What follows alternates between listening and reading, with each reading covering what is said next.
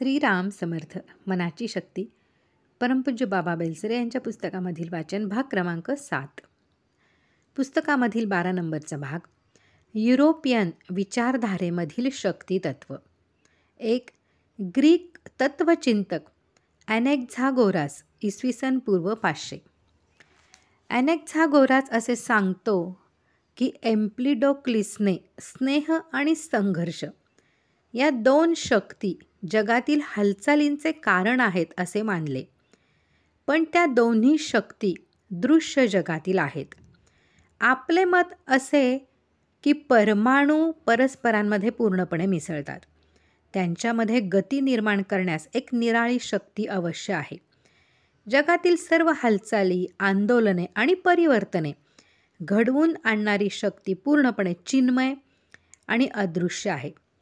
त्या शक्तीला नाऊस म्हणजे विश्वमन अथवा वडील बुद्धी म्हणतात. जगाचा व्यवहार नियमानुसार चालतो, अर्थात जग चालवणारी शक्ती विवेकी व शहाणी असली पाहिजे. विश्वाच्या कारभारात एक योजना दिसते. प्रथम ती निर्माण करून नंतर ती बिनबोभाट चालू राहण्यास एका ज्येष्ठ विवेक शक्तीची गरज आहे. तशी विश्वव्यापी विवेक शक्ती म्हणजे नाऊस होय. विश्वामधील सर्व गतिमानता आणि सर्व संचलनाचे मूळ कारण आणि मूळ आधार म्हणजे नाऊस होय. नाऊस सर्व सामर्थ्याने संपन्न आहेत, शिवाय सर्वांवर त्याचे प्रभुत्व चालते. जडद्रव्य आणि नाऊस दोन्ही अनादी कालापासून अस्तित्वात आहेत. नाऊस जडद्रव्य निर्माण करीत नाही, ते फक्त जडद्रव्याची रचना करते. 2. ग्रीक तत्वचिंतक ॲरिस्टॉटल इसवी पूर्व 384-322 विश्वाच्या सर्व अंगामध्ये एक गतिशीलता किंवा अखंड गतिमानता आढळते. जेथे तेथे अव्यक्ताकडून व्यक्ताकडे जाण्याची सतत प्रवृत्ती आढळते. तिला कारणीभूत होणारी अशी एखादी शक्ती असणारच, असे या महान तत्वचिंतकाचे ठाम मत आहे. विश्वातील गती अनादी आणि सनातन आहे. त्या सनातन गतीचे उगमस्थान आद्य प्रेरकामध्ये आहे. जग अनादी कालापासून चालत आलेले आहे, म्हणून ईश्वर जगाचा कर्ता नाही आणि स्रष्टा नाही. ईश्वर जगास आकार देतो, म्हणजे जगातील परिवर्तनास तो शक्ती व गती पुरवतो. जगाला गती व शक्ती पुरवणारा ईश्वर स्वतः मात्र अचल राहतो. ॲरिस्टॉटल ईश्वराला अचल चालक असे नाव देतो. ईश्वर जगाला सतत स्वतःकडे आकर्षित करतो, स्वतःकडे खेचतो. ईश्वराला शरीर नाही, त्याला जडद्रव्याचा संपर्क नाही, म्हणून तो कोणतीही शारीरिक अथवा दृश्य हालचाल करीत नाही. त्याच्या सर्व कृती आध्यात्मिक आणि वैचारिक स्वरूपाच्या असतात. तो सदैव आत्मचिंतनात असतो. तो स्वतःच्या चिंतनाचा विषय असतो. त्याचे चिंतन आत्मबोधात्मक असते. जगाचे ते निमित्त कारण आहे. केवळ आपल्या संकल्पशक्तीने तो जग चालवतो. ईश्वराचे समाधान त्याच्या चिरंतन आत्मचिंतनात भरलेले आहे. केवळ आपल्या अस्तित्वाने ईश्वर जगाला चालवण्याचे काम करतो. त्यासाठी तो जागेवरून हलत नाही. आपल्या आत्मचिंतनाला तो क्षणभरही विसंबत नाही. आत्मचिंतनाची शक्ती म्हणजेच ईश्वरी शक्ती एनर्जिक होय. तिने ईश्वर भरलेला आहे. जगाला ईश्वराकडे खेचणारी शक्ती लोहचुंबकाच्या शक्तीसारखी आहे. ती जगाला मंगलाकडे खेचते. ईश्वराचे आत्मचिंतन म्हणजेच समाधी अवस्था. त्या अवस्थेमध्ये त्याला अखंड आनंदाचा लाभ होतो.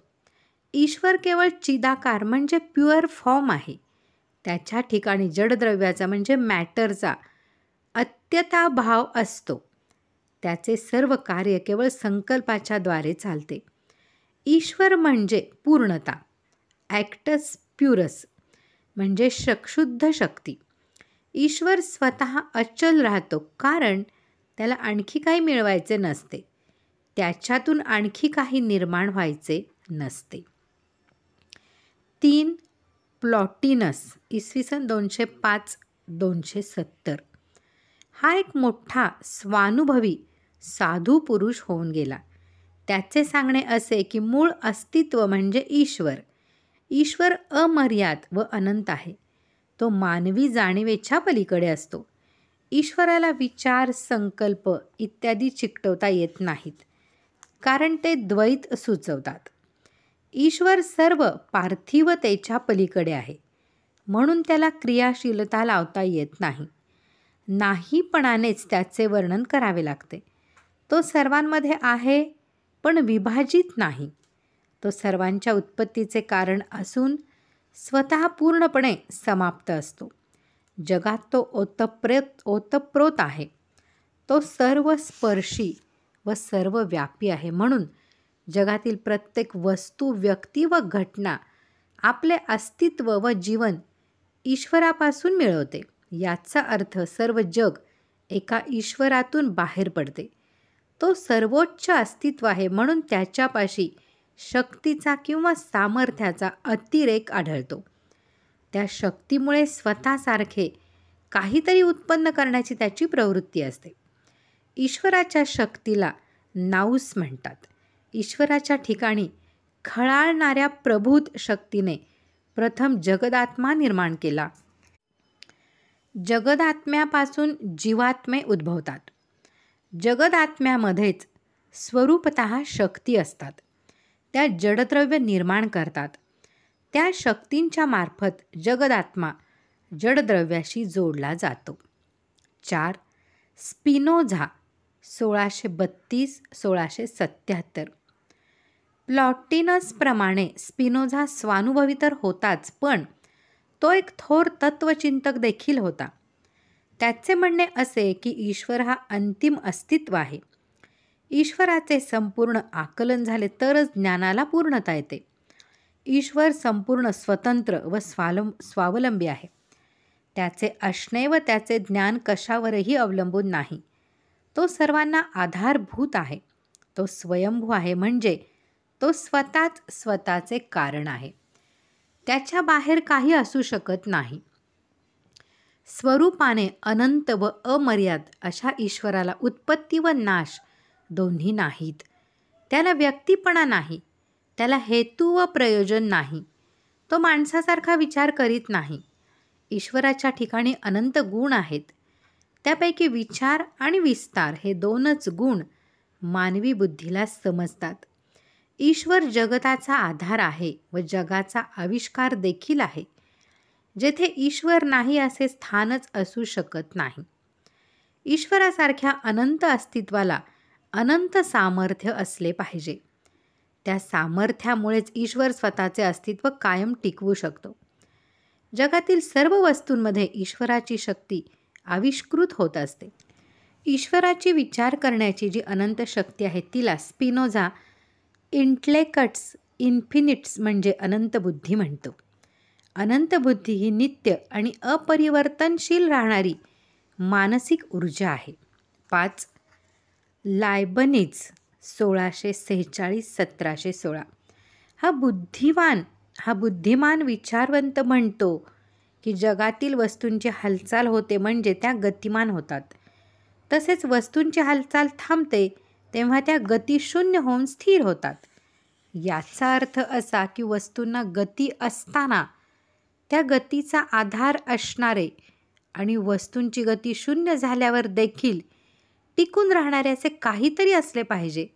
ते काहीतरी म्हणजे शक्ती, फोर्स अथवा कोनेटस होय. शक्ती हा कोणत्याही पदार्थाचा साररूप गुण होय. शक्ती म्हणजे फोर्स किंवा चैतन्य टिकून राहते. गती नित्य टिकून राहत नाही. अणू हा पदार्थांचा सर्वात सूक्ष्म भाग असतो, पण अणूचे आणखी लहान लहान भाग होऊ शकतात. भाग करण्याची ही क्रिया अखेर थांबते. तेथे द्रव्य उरत नाही, केवळ शक्ती उरते. म्हणजे जडद्रव्य आणि गती यांचे ऊर्जेत किंवा शक्तीत किंवा एनर्जीत रूपांतर होते. ही शक्ती मूल तत्व किंवा अंतिम तत्व असून ते निरवयव असते. प्रत्येक वस्तूमध्ये चित्शक्ती वास करते. ती वस्तूंमध्ये बदल घडवून आणते. सतत गतिमान असलेला निसर्ग चैतन्याने रसरसलेला आहे. जिकडे तिकडे एकच मूळ सर्जक शक्ती काम करते. विश्वाचे आतून नियंत्रण करणारी व सर्व क्रियांना वळण लावणारी नवसर्जक शक्ती म्हणजे ईश्वर होय. शक्ती हीच अंतिम सत्ता आहे. एखादा पदार्थ म्हणजे शक्तीच्या बिंदूचा पुंजका असतो. त्या बिंदूला चिदणू अथवा मॉनड म्हणतात. चिदणू उत्पन्न होत नाहीत व नाश पावत नाहीत. चिदणू आत्म्यासारखे असतात. ते आध्यात्मिक द्रव्य असतात. प्रत्येक चिदणूला स्वतःचे आंतरिक जीवन असते. जगात सगळीकडे चिदणूंचा म्हणजेच शक्तिबिंदूंचा पसारा आहे. म्हणून जग जिवंत आहे. चैतन्याने सळसळत आहे. जड पाषाणापासून ते ईश्वरापर्यंत सर्व वस्तूंमध्ये, सर्व प्राण्यांमध्ये आणि सर्व घटनांमध्ये सर्वत्र भरलेल्या शक्तीचे सूत्र चालते. ईश्वर सर्वात श्रेष्ठ आणि मोठे शक्तीचे केंद्र आहे. ईश्वर म्हणजे सर्वस्वी शुद्ध व सर्वांग परिपूर्ण क्रिया. ॲक्टस प्युरस होय. आणि शक्ती म्हणजे क्रियाशील चैतन्य. व्हिस ॲक्टिव्हा म्हणजे शक्ती होय. 6 नंबर शोपेनहॉवर 1778-1860. शोपेनहॉवर हा निराशावादी म्हणून प्रसिद्ध आहे. त्याचे सांगणे असे की एका चित स्वरूप सत्तेपासून जग उगम पावते. ती चित शक्ती सतत सळसळणारी आहे. एक आणि अविभाज्य असलेली ती चित शक्ती जड वस्तूंमध्ये आंधळेपणाने काम करते. प्राण्यांमध्ये सहज प्रवृत्तीच्या रूपाने व्यक्त होते आणि वनस्पतींमध्ये वाढीच्या रूपाने दिसते. निसर्गात घडणाऱ्या सर्व घटना मूळ चित शक्तीचा हेतू साध्य करण्यासाठी नकळत प्रयत्नशील असतात. आपले मन स्थलकालाच्या मर्यादेमध्ये वावरते. त्यामुळे ते चित शक्तीच्या मूळ खऱ्या स्वरूपापर्यंत पोचू शकत नाही. माणसाची बुद्धी चित शक्तीचे साधन आहे. तरी बुद्धीहून शक्ती अधिक मूलगामी, अधिक ज्ञानदायी आणि प्रभावी आहे. माणसाने तिचा शोध केला तर ती साम्यानुमानाने किंवा प्रतिमांच्या रूपाने प्रचितीला येते. माणूस स्वतःच्या अंतरंगात उतरला तर त्याला तिची जाणीव होते. अशी ती चित शक्ती सर्व विश्वाचे गुप्त रहस्य आहे. तीच अंतिम सत्ता आहे. यातील पुढील भाग आपण पुढे पाहूयात. श्रीराम जय राम जय जय राम.